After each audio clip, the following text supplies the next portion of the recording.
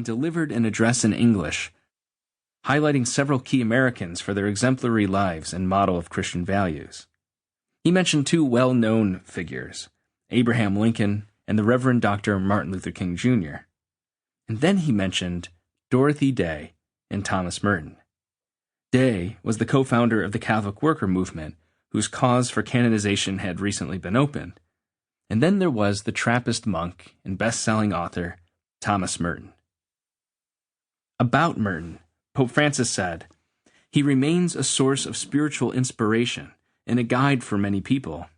In his autobiography, he wrote, 'I came into the world free by nature in the image of God. I was nevertheless the prisoner of my own violence and my own selfishness, in the image of the world into which I was born.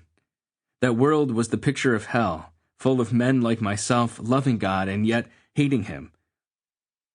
Born to love him, living instead in fear of hopeless self-contradictory hungers.' Merton was above all a man of prayer, a thinker who challenged the certitudes of his time and opened new horizons for souls and for the church. He was also a man of dialogue, a promoter of peace between peoples and religions."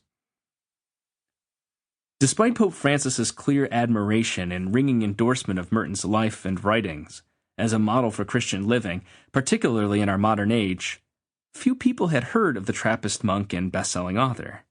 He simply wasn't a household name in 2015. Many that may have heard of Merton before the Pope's address to Congress likely associated the name with an author of books on prayer and spirituality. And indeed, they would have good reason. This is certainly true.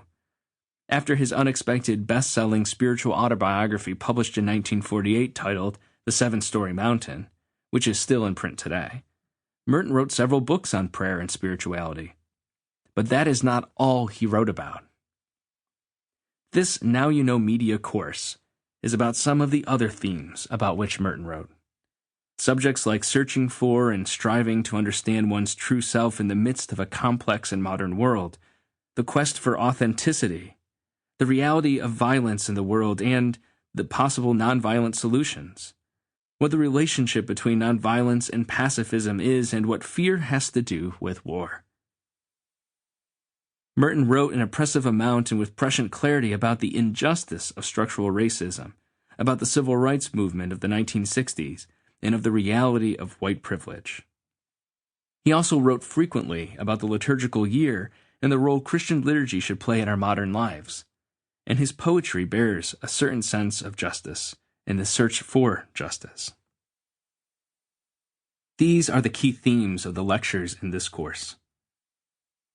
Although one course is never ample enough to cover all the details we might otherwise like, my aim is to highlight some of the areas of Merton's insights and wisdom that have not been as widely considered, studied, or known. For many people who know Merton's work, especially his writings on the spiritual life and on prayer, these subjects in his writings will be new.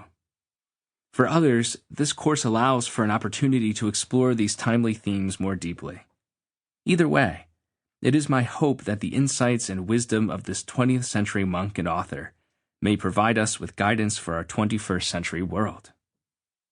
But before we begin exploring these themes, I'd like to offer a short overview of Merton's life, in order to introduce him to those encountering his work for the first time, or perhaps refresh the memory if you are a longtime Merton enthusiast.